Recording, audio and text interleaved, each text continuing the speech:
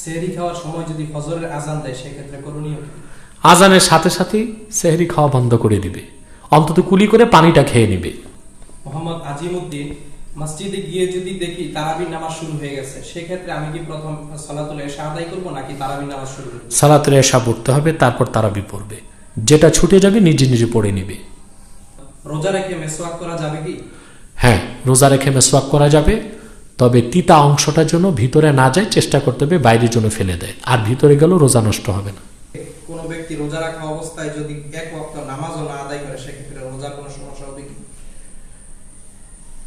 কোনো ব্যক্তি যদি রোজা রাখে কিন্তু ফরজ নামাজ আদায় না করে, তার রোজা আদা হবে কিন্তু তার রোজা কবুল হবে না।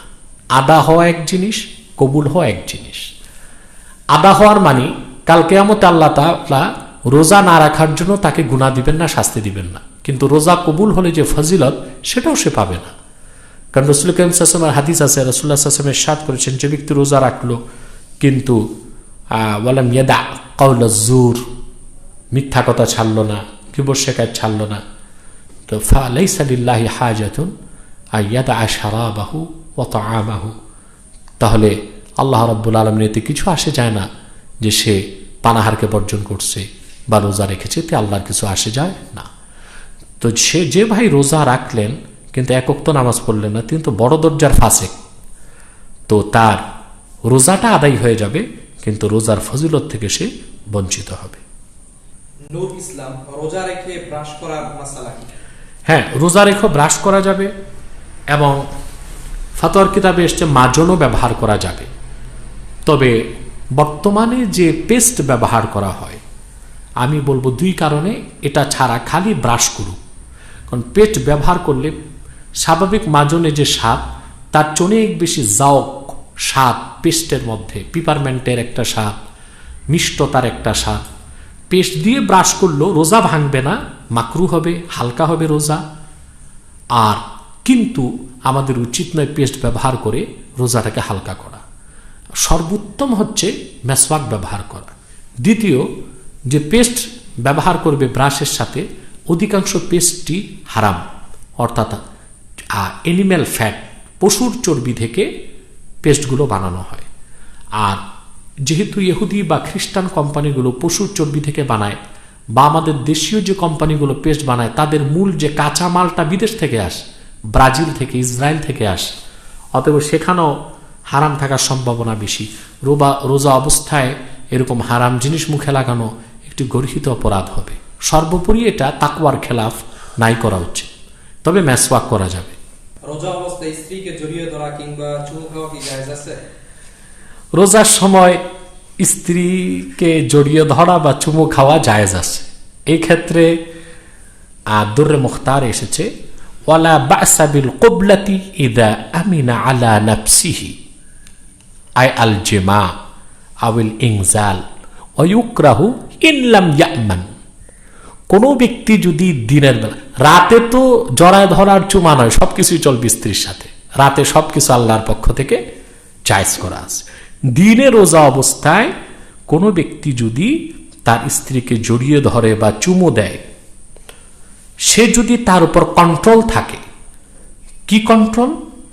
ইদা আমিনা আলা নাফসিহি আই আল জিমা আউল ইনজাল, এ দিয়ে বোঝানো হয়েছে যে চুমু দিলে সে সহবাসে লিপ্ত হবে না, অথবা সহবাস ছাড়াই তার বীর্যপাত হবে না। এতটুক কন্ট্রোলিং পাওয়ার যার থাকবে, এতটুক সংযমী যদি হতে পারে, তাহলে সে দিনের বেলা রোজা রেখে স্ত্রীকে চুমু দিতে পারবে, জড়িয়ে ধরতে পারবে। ওয়ায়ুকরাহু ইন লাম ইয়ামান, আর যদি এতটুক কন্ট্রোলিং পাওয়ার বা সংযম না থাকে তাহলে তার চুমা দেওয়া মাকরু হবে। রমজানে রাত্রেবেলা স্ত্রী সহবাস করলে এবং সেহরি খাওয়ার পর যদি সকালবেলা গোসল করে এতে কোনো সমস্যা রয়েছে কি? এখন যে ভাই রাত্রি স্ত্রী সহবাস করবেন আর গোসল করবেন সকালবেলা, তিনি ফজর নামাজ কি করবেন? তার তো অবশ্যই ফজর নামাজ পড়ার জন্য অন্তত গোসল করতে হবে।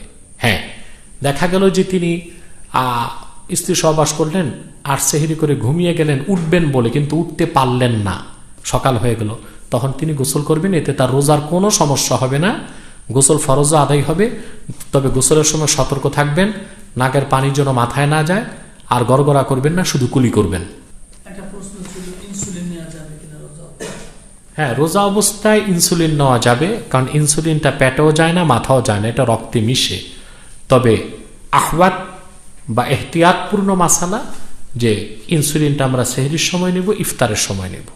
একই ইমাম আলাদা আলাদা দুটি তারাবির নামাজ পড়াতে পারবে কি? না, আমাদের হানাফি মাযহাবে এটা চলবে না। মোহাম্মদ আরিফুল হক, আমরা জানি রোজার একটি ভালো কাজ করলে 7 থেকে 700 গুণ পর্যন্ত বেশি সওয়াব দেওয়া হয়, কিন্তু কেউ যদি গুনাহ করে সে লক্ষ্যে কি হবে? গুনাহ একটি হবে। এমডি আলামি, সাউসাজদা সব নামাজের বেলায় নাকি শুধু ফরজের ক্ষেত্রেই? ফরজ, ওয়াজিব, সুন্নত, নফল, আদা, কাজা সকল নামাজেই যদি কোনো ওয়াজিব ছুটে যায় সাজদা সৌ দিতে হবে। মাহবুবুল আলম সিদ্দিকী, তারাবির নামাজে কি প্রতি তাকবীরে তাহরিমার পর সানা পড়তে হবে? জি, সুন্নত হচ্ছে সানা পড়বে। আব্দুল্লাহ আল ফয়সাল, আমরা 12 বছরের হাফেজের পিছনে তারাবির নামাজ পড়ে থাকি, সেটা কি সহি হবে? তারাবির নামাজটা যদি বয়স্ক হাফেজ নাই থাকে তাহলে হয়ে যাবে, তবে উচিত হচ্ছে একজন বালেগ হাফেজ রাখা। কেউ যদি রোজা না রাখতে পারে তাহলে কিভাবে ফিদিয়া দিবে?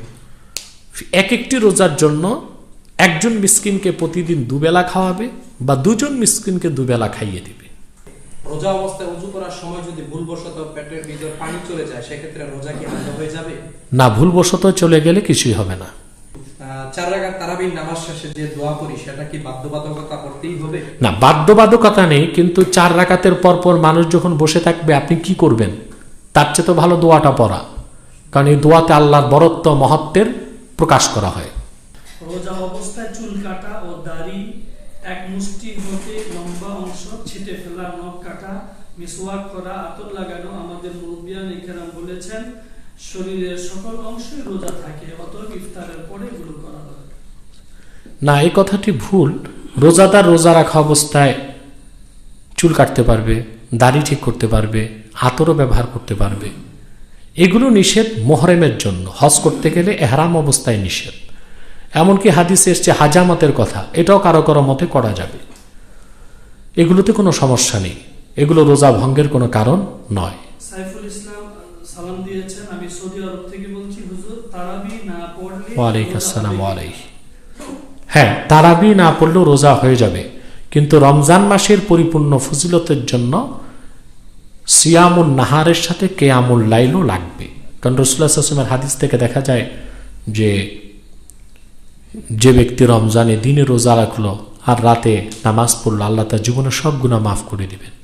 রোজা তো হয়ে যাবে, কিন্তু পরিপূর্ণ রমজানুল মোবারকের ফায়দা বরকত হাসিলের জন্য অবশ্যই তারাবিও পড়তে হবে। আর যেহেতু তারাবি সুন্নতে মুআক্কাদা, প্রতিদিন তারাবির নামাজ ছেড়ে দিলেও গুনাহ হবে। কারণ ফতোয়া স্বামীতে এসেছে যে ইয়াসামু বিতারকি সুন্নাতিল মুআক্কাদাতি কাল ওয়াজিব, কোনো ব্যক্তি সুন্নত মুআক্কাদা তরক করলে গুনাহগার হবে সেই রকম ওয়াজিব তরক করলে যেই রকম গুনাহগার হবে।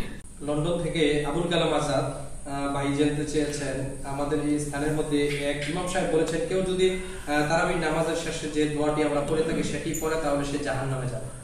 না না, ইমাম সাহেব বাড়াবাড়ি করেছে। লন্ডনে ইমাম সাহেব কোন মাদ্রাসার ছাত্র তাই তো আমার জানা নেই। তারাবির পরে যে আমরা দোয়া পড়ি, এই দোয়া পড়া মুস্তাহাব, এতে কোনো সমস্যা নাই, কারণ দোয়াতে আমরা আল্লাহর কাছে চাই। আর রাসূলুল্লাহর হাদিস আছে, রাসূলুল্লাহ সাল্লাল্লাহু আলাইহি ওয়াসাল্লামের হাদিস আছে, হযরত আনাসকে আল্লাহ রাসূল সাল্লাল্লাহু আলাইহি ওয়াসাল্লাম বলেছেন, কুল দুবুরা কুল্লি সালাতিন বাদা মা তারফাউ ইয়াদাইক, প্রত্যেক নামাজের পরে তুমি 2 হাত তুলে বলো। এরপর রাসূলুল্লাহ সাল্লাল্লাহু আলাইহি ওয়াসাল্লাম একটি লম্বা দোয়া বলেছেন। তাই রাসূলুল্লাহ সাল্লাল্লাহু আলাইহি ওয়াসাল্লাম যেহেতু আনাস বিন মালিককে প্রত্যেক নামাজের পর দোয়া করতে বলেছেন, তো তারাবির নামাজ তো নামাজ, তারাবির নামাজের পর দোয়া করলে সেটা সুন্নতেরই অনুসরণ হবে। সে সুন্নত আমল করে কেউ জাহান্নামে যাবে কেন? বরং এইরকম দায়িত্ব জ্ঞানহীন উদ্ভট ফতোয়া যে মৌলবি দিয়েছে সেই জাহান্নামে যাবে। জাপান থেকে আব্দুল্লাহ আল মামুন শাইখের কাছে জানতে চাচ্ছি, আমি জাপানের মধ্যে একটি রেস্টুরেন্টের মধ্যে থাকি, সেখানে সেহরির সময় এবং ইফতারের সময় কোনো আজান শুনি না, সেক্ষেত্রে আমি কি করব? জাপান থেকে যে ভাই প্রশ্ন করেছেন, রেস্টুরেন্টে তিনি আজানও শুনেন না, তিনি ঘড়ি দেখে সেহরির সময়টা নির্ধারণ করবেন এবং ঘড়ি দেখে সেহরির শেষ সময়টুকুন ধরে তিনি খাওয়া দাওয়া করবেন। বাড়িতে পুরুষ এবং মহিলা একত্রে জামাত আদায়ের ক্ষেত্রে মাঝখানে কি কোনো পর্দা দিতে হবে?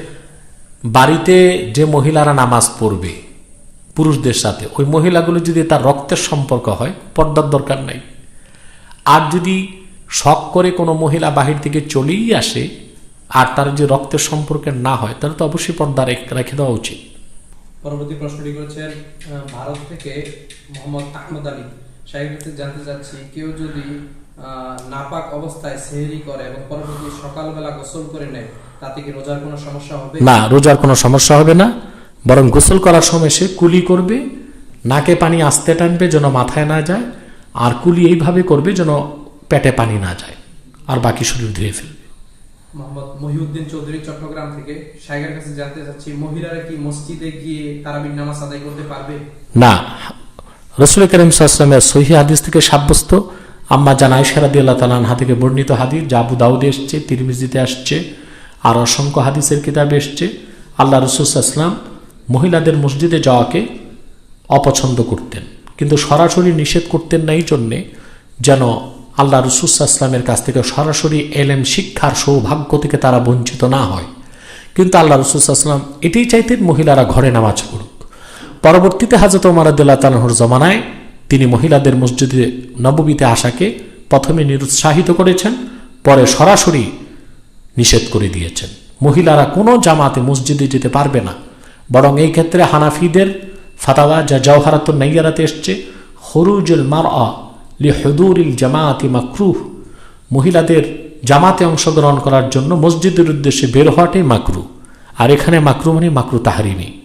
তারাবির নামাজ একই নিয়তে 4 রাকাত পড়তে পারবো কি? না, 4 রাকাত পড়বে না, 2 রাকাত করেই পড়বে, শফআন শফআ। পরবর্তী প্রশ্নটি আজমেরি দরবার শরীফ থেকে শায়খের কাছে জানতে চাচ্ছি, তারাবির নামাজে একামত দেওয়া যাবে কি? না, তারাবির নামাজে একামতের কোনো বিধান নেই, এটা সুন্নতের খেলাফ হবে। একবার প্রশ্ন করেছেন, যে কোনোভাবে বীর্য বের হলে সাহেরির আগে গোসল করতে পারিবারিক লজ্জা পেলে সকালে গোসল করলে রোজা হবে কিনা? এক ভাই প্রশ্ন করেছেন, যে কোনোভাবে গোসল ফরজ হয়ে গেলে পারিবারিক কারণে বা লজ্জার কারণে সকালে গোসল করলে হবে কিনা। গোসল তো হয়ে যাবে, কিন্তু প্রশ্ন হলো এই ভাই ফজর নামাজের কি করবেন? তিনি কি ফজর নামাজ বাদ দিবেন? এটা তো তার আকবরুল কাবায়ের, সবচেয়ে বড় কবিরা গুনাহ হবে। অতএব তাকে গোসল করেই ফেলতে হবে, অন্তত ফজর পড়ার জন্য হলেও।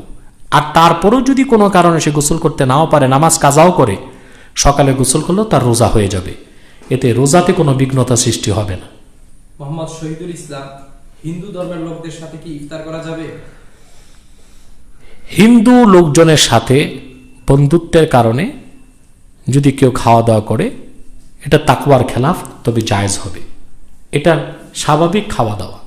কিন্তু ইফতার হলো একটি ইবাদত, এই ইবাদতের মতো মহান কাজে কোনো মুশরিক বা হিন্দুকে সাথে নেওয়া একটা গর্হিত অপরাধ হবে, উচিত হবে না।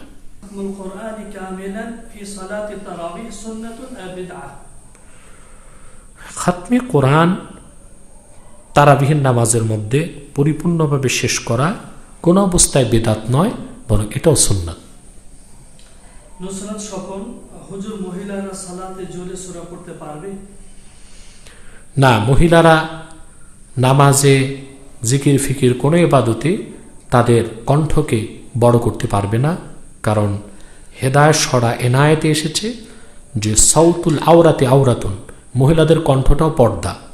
অতএব ধীরে ধীরে এবং আস্তে আস্তে তেলাওয়াত করবে, তবে মহিলা তার ঘরের ভিতর পর্দার পরিবেশে এতটুকু যে পড়তে পারবে যে সে নিজে শুনে। একটি প্রশ্ন বারবার এসেছে, নামাজে বর্তমান সময় যে কাতারের সময় 2 হাত করে ফাঁক রাখা হয়, সে বিষয়ে আবার বললে। নামাজের কাতারে যে 2 হাত করে ফাঁক রাখা হয়, এটা কেউ কেউ কিছু দলিল দিয়েছে, কিন্তু আমার মনে হয় তাদের দলিলগুলো তারজিহ পাবে না। কারণ আল্লাহ রাসূল সাল্লাল্লাহু আলাইহি ওয়াসাল্লামের হাদিস আছে, আল্লাহ রাসূল সাল্লাল্লাহু আলাইহি ওয়াসাল্লাম ইরশাদ করেছেন, সাব্বু সুফুফাকুম ফাইন্না তাসওয়াতাস সুফুফি মিন তামামিস সালাহ। রাসূল করিম সাল্লাল্লাহু আলাইহি ওয়াসাল্লামের আরো হাদিস আছে, সাব্বু সুফুফাকুম ওয়া তারাসু, তোমরা কাতারকে সোজা করো এবং একের সাথে পরস্পরকে শক্তভাবে একত্রিত হয়ে দাঁড়াও। তার থেকে বোঝা যায় যে 2 হাত 3 হাত ফাঁক করে দাঁড়ালে জামাতের পরিপূর্ণ সওয়াব থেকে বঞ্চিত হবে এবং সুন্নতের এটা মুখালিফাত হবে, বিরোধিতা হবে। এই কাজটি করা উচিত হবে না। বরং অন্য হাদিসে এসছে যে কাতারে যদি দুইজন মুসল্লির মাঝখানে কোনো ফাঁক থাকে, ওখানে শয়তান দাঁড়িয়ে যায়। তা আমরা বেহুদা আমাদের নামাজে শয়তানকে কেন শরীক করব? তা না করেই তো উচিত। মোহাম্মদ বাবুল মোল্লা, অমুসলিমদের দেওয়া ইফতার খাওয়া যাবে কি? অমুসলিমরা যদি দেয় আর বস্তুগুলো যদি হালাল হয়, তাহলে ইফতার করলে ইফতার হবে, কিন্তু মাকরু হবে, ইফতারের সব থেকে বঞ্চিত হওয়া হবে। বাসায় একাকী তারাবি নামাজের ক্ষেত্রে কেরাত করার ক্ষেত্রে আমরা কি উচ্চ আওয়াজে পড়বো নাকি নিম্ন আওয়াজে পড়বো? সে তারাবির নামাজে জোরে জোরেও কেরাত পড়তে পারবে, কোনো সমস্যা নেই। কোরআন শরীফ দেখে দেখে পড়লে যে সওয়াব হয়, মোবাইলের সফটওয়্যারের মাধ্যমে দেখে পড়লেও কি একই সমান সওয়াব হবে? হ্যাঁ, সফটওয়্যারে দেখেও যদি অজুর সাথে সে কোরআন কারীম বিনয় ও আদবের সাথে পড়ে, সমান সওয়াব পাবে। স্বামী স্ত্রী যদি একত্রে নামাজ আদায় করে, সেক্ষেত্রে দুজনের মধ্যে কি স্ত্রী কি একামত দিবে? না, স্ত্রী একামত দিবে না, স্বামী একামত দিবে। কারণ স্ত্রী একদিন একামত দিলে আরেকদিন ইমামতিতে দাঁড়িয়ে যাবে, সমস্যা আছে।